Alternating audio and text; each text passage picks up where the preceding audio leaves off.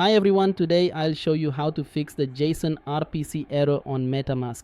To make it easier to understand, we'll simulate joining a raffle. First, click the MetaMask icon so it can detect your wallet ID and balance. Next, click Pay with USDT to submit the transaction. Once the confirmation window opens, click Confirm, and here you'll see the JSON-RPC error appear. Now, let's fix it. MetaMask will take you back to the previous screen. Again, click Pay with USDT to resubmit the transaction.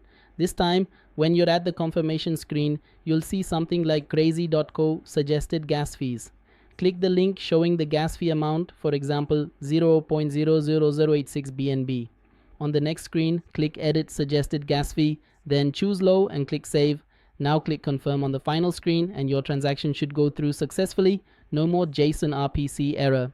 And that's it. That's how easy it is to fix the JSON-RPC error on MetaMask. This is Jun Bulato. Thanks for watching. Don't forget to like, share, and subscribe for more tutorials. See you in the next video.